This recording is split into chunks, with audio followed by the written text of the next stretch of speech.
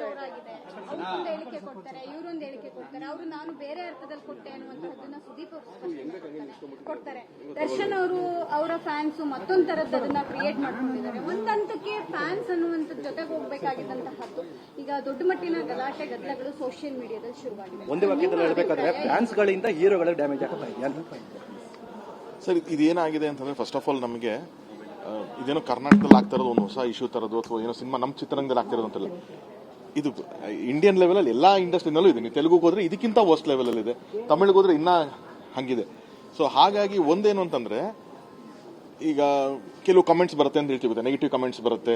ಯಾರೇ ನೀವೇ ಒಂದು ಪೋಸ್ಟ್ ಹಾಕಿ ಮೇಡಮ್, 10ರಲ್ಲಿ 1 ನೆಗೆಟಿವ್ ಕಮೆಂಟ್ಸ್ ಬಂದೇ ಬರುತ್ತೆ. ಅವ್ರು ನಿಮ್ಮ ಫ್ಯಾನು ಇನ್ನೊಂದು ಅಲ್ಲ. ಸೊ ಹಾಗೆ ಕೆಲವರ ತುಂಬಾ ಮಿನಿಮಲಿಸ್ಟಿಕ್ ಜನರದು ಆ ಥರದ ಒಂದು ಮೈಂಡ್ ಸೆಟ್ ಇದೆ. ಅವ್ರು ಖಂಡಿತವಾಗ್ಲೂ ಯಾರ ಫ್ಯಾನ್ಸು ಅಲ್ಲ. ಅವ್ರು ಒಂಥರ ಇದರಿಂದ ಅವ್ರಿಗದೊಂದು ವಿಕೃತ ಖುಷಿ ಇದೆ, ಈ ಥರದ್ದು ಏನೋ ಮಾಡಬೇಕು, ಈ ಥರದೊಂದು ಪೋಸ್ಟ್ ಹಾಕ್ಬೇಕು. ಇವತ್ತೇನಾಗೋಯ್ತು, ಡಾಟಾ ಫ್ರೀ ಇದೆ ಅವನ ಹತ್ರ, ಆರಾಮಾಗಿ ಟೈಮ್ ಇದೆ, ಎರಡೂ ಇದೆ. ಸೊ ಹಾಗಾಗಿ ನೀವು ಯೂಟ್ಯೂಬಲ್ಲಿ ಒಂದು ವಿಡಿಯೋ ಹಾಕಿ, ನೀವೊಂದು ಪೋಸ್ಟ್ ಹಾಕಿ, he just needs one situation to put something. So ಹಾಗಾಗಿ ಆ ಥರದ್ದೇನೋ ಒಂದು ರಬ್ಬಿಶ್ ನಡೀತಾ ಇರುತ್ತೆ ಹೊರತು it is not any genuine fans. ನಾನು ದರ್ಶನ್ ಸರ್ ಜೊತೆ ಕೆಲಸ ಮಾಡಿದ್ದೀನಿ, ನಾನು ಅಲ್ಲೂ ಟ್ರಾವೆಲ್ ಮಾಡ್ಕೊಂಬಂದಿದ್ದೀನಿ, ಅವ್ರ ಫ್ಯಾನ್ಗಳು ನಾನು ನೋಡ್ಕೊಂಬಂದಿದ್ದೀನಿ. It is not like that, ಸರಿನಾ?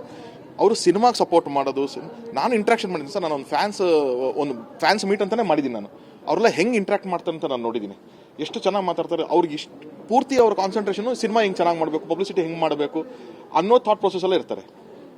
ಈ ಕಡೆ ನಾನು ಸುದೀಪ್ ಸರ್ ಜೊತೆನೂ ಅವಾಗೆಲ್ಲ ಕೆಲಸ ಮಾಡಿದ್ದೀನಿ, ಒಡನಾಟ ಇಟ್ಕೊಂಡಿದ್ದೀನಿ, ನಾನು ಅಲ್ಲೂ ನೋಡಿದ್ದೀನಿ. ಸೊ ಹಾಗಾಗಿ ಇದು ದರ್ಶನ್ ಸುದೀಪ್ ಸರ್ ಅಷ್ಟೇ ಅಲ್ಲ, ಯಾರೇ ಆ್ಯಕ್ಟರ್ಸ್ ಆಗಿದ್ರು ಕೂಡ ನಾನು it is not their fans. ನಿಮ್ಗೆ ಆ ಥರದೊಂದು ಏನು ಹೇಳ್ತಾರೆ, ಫಾಕ್ಸ್ ಇನ್ ಶೀಪ್ಸ್ ಡ್ರೆಸ್ ಅಂತ ಹೇಳ್ತಾರಲ್ಲ, ಹಾಗೆ ಆ ಥರದ್ದು ಯಾರೋ ಮಾಡ್ತಿರ್ತಾರೆ. ಅದು ಓವರ್ ದಿ ಇದು ಜಾಸ್ತಿ ಆಗಿ ಕಾಂಟ್ರವರ್ಸಿಸ್ ಕ್ರಿಯೇಟ್ ಆಗ್ತದೆ. ಪೈರಸಿ ವಿಚಾರಕ್ಕೆ ಬಂದಾಗ ಸುದೀಪ್ ಅವರು ಮಾತ್ರ ಥ್ರೆಟ್ ಆಗುತ್ತೆ ಅಂತ ಆಕ್ಚುಲಿ ಪೈರಸಿ ಬಗ್ಗೆ ಹೆಚ್ಚು ಮಾತಾಡೋರು ಇಲ್ಲ ಸರ್. ಅಂದ್ರೆ it is about voicing out sir, it is about voicing out. ನಾನು ಅದನ್ನ ಹೇಳಕ್ ಬರ್ತೀನಿ. ಅಂದ್ರೆ ಸುದೀಪ್ ಸರ್ ಸಿಕ್ಕಂತ ವೇದಿಕೆನೇ ಅದನ್ನು ಯುಟಿಲೈಸ್ ಮಾಡ್ಕೊಂಡು ಹೇಳಿದ್ದಾರೆ.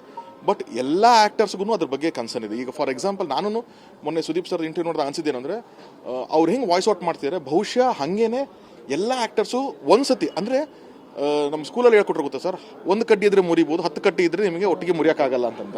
ಸೊ ಹಾಗೆ ಎಲ್ಲ ಕಲಾವಿದರು ಸೇರಿಕೊಂಡು ಗೌರ್ಮೆಂಟ್ ಆಗಿರಲಿ ಅಥವಾ ಪೊಲೀಸ್ ಡಿಪಾರ್ಟ್ಮೆಂಟ್ ಆಗಿರಲಿ ಎಲ್ಲ ಒಂದು ಕಡೆ ಸೇರಿ ಒಂದು ಕಂಪ್ಲೇಂಟ್ ಕೊಟ್ಟಾಗ, ಮೊನ್ನೆ 1 ತಿಂಗಳ ಹಿಂದೆ ನೀವು ನೋಡಿದ್ರೆ ಹೈದರಾಬಾದಲ್ಲಿ ಒಬ್ಬ ಪೈರಸಿ ಮಾಡ್ತಿದ್ದವನ್ನ ಅರೆಸ್ಟ್ ಮಾಡ್ತಾರೆ.